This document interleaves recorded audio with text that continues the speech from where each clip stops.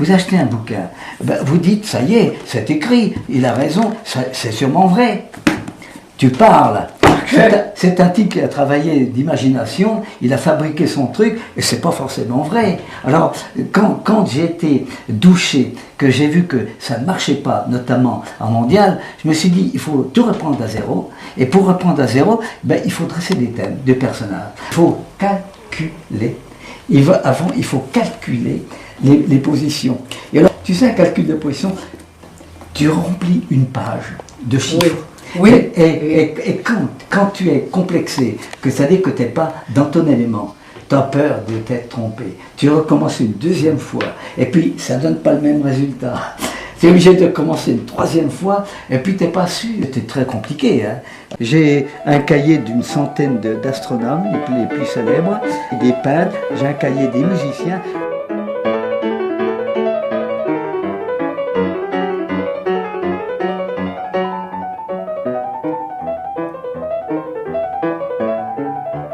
Un héros de Première Guerre. Comment il était le Première Guerre.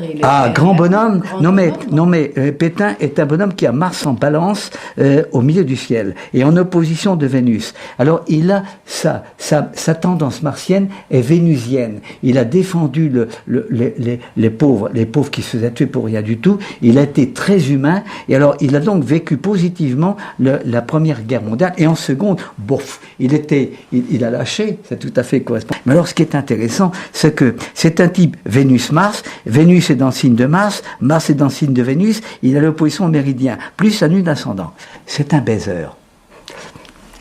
Un type, mais quand on a découvert à la fin, il avait une malle pleine de lettres d'amour, et alors des lettres qui sentaient encore bon, et puis des femmes qui leur disaient, oh, avec toi j'ai jamais vécu, etc. Et alors, à 84 ans, il disait à Laval, il disait à 84 ans, oh, quand même, hein, je voudrais bien encore faire l'amour plusieurs fois par semaine, hein. En disant quand même, hein, à Vichy, hein, il y avait des jeunes femmes qui tournaient autour de moi. Hein. Le thème 100 heures, bien sûr, de Christopher Wren, qui présente une des plus belles figures qui soit, le cerf-volant, vous remarquerez, avec une opposition qui constitue le sommet cyclique, encadré par le grand trigone qui encadre une plénitude harmonique avec sextile. Et alors, il naît dans les journées où le soleil participe à cet ensemble-là. C'est un grand bonhomme. Ce qu'il laisse dans son histoire, on a parlé de lui comme un Léonard de Vinci, c'est la cathédrale Saint-Paul de Londres qu'il a construit. Une signature morphologique, on trouve la croix de la cathédrale. Voilà un autre. Lui, alors, a Uranus en Gémeaux, c'est la révolution des transports, un Uranus très valorisé par sa triple conjonction au Soleil, à Mercure et à Vénus. Il est le pionnier du chemin de fer. Et très significatif, là encore, il y a un clin d'œil avec la signature morphologique, car dans la conjonction, vous alignez à la queue leu le Soleil, Mercure, Vénus et Uranus, mais c'est le chemin de fer, avec la locomotive et ses wagons. C'est Charles Barry. Lui, il a une concentration planétaire en Gémeaux et il se trouve qu'il est le créateur du Parlement de Londres. J'ai eu une chance étonnante avec l'ordinateur aux Champs-Élysées. Il y a donc eu le coup d'Astroflash. L'idée qui m'est venue, c'est de me dire, j'étais bloqué, j'avais des positions planétaires seulement depuis 1800, c'était pas beaucoup pour l'astrologie mondiale, il fallait une grande étendue. Alors, donc j'ai dit, est-ce que je peux avoir des positions planétaires pour 5 siècles, 1000 ans? J'ai eu ces positions. Je crois être le premier astrologue au monde à les avoir eues. Parce que en Europe, c'est sûr, il n'y a qu'aux États-Unis que quelqu'un pouvait les avoir. Mais il y a si peu d'astrologues aux États-Unis à l'époque qui faisaient de l'astrologie mondiale, qui se foutaient pas mal du thème de Descartes, que je me suis dit, et j'ai probablement été le premier. Et j'ai mes tables là-bas, et j'ai eu des... Mais ça a été considérable. C'est gentil d'avoir des tables. Mais l'histoire... Oui. Vous n'imaginez pas l'immensité que ça représente de connaître l'histoire, d'assimiler un siècle. C'est énorme, énorme. Alors je connais bien les deux derniers, surtout bien sûr celui que j'ai vécu, mais Mais c'est immense, c'est immense. Et je conçois qu'un astrologue n'ait pas envie de faire de la prévision, et je le respecte en l'occurrence, si c'est son affaire. J'ai mieux un astrologue qui ne fasse pas de prévision, et plutôt qu'un astrologue qui se trompe, et puis qui ne veuille pas reconnaître qu'il se soit trompé. Oui. Il faut s'engager. Moi je suis, il faut s'engager, il faut aller jusqu'au bout. Bon, et puis bien vous casser la gueule, et bien au moins vous le savez. Si un astrologue ne prévoit pas de guerre mondiale, qu'est-ce qu'il peut prévoir? Rien du tout. Oui.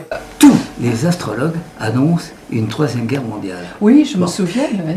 Je suis le seul à dire il n'y aura pas de troisième guerre mondiale et je vais vous donner mes raisons. Non, je dis au contraire, on va vers une cohabitation, une coexistence pacifique entre les États-Unis et l'Amérique. Le danger, c'est l'opposition.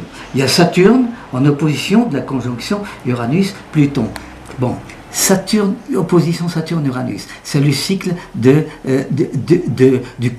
capitalisme américain. Oui. Saturne-Pluton, c'est le cycle de la Chine. Oui. J'annonce une tension sino-américaine avec le risque de guerre locale par pays interposés. Personne n'imagine une chose pareille à cette époque-là. Personne. Ah oui. Personne. Eh bien, il éclate la guerre du Vietnam. Et la guerre du Vietnam, elle va durer longtemps et on sait ce qu'il en est. Et alors, 10 ans, en fait.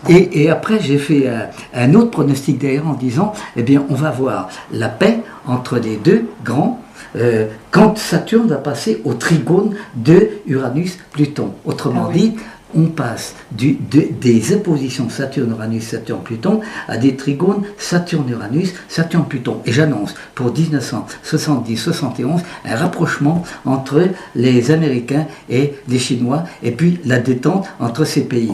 Et j'aime autant vous dire qu'à l'époque, personne n'y croyait.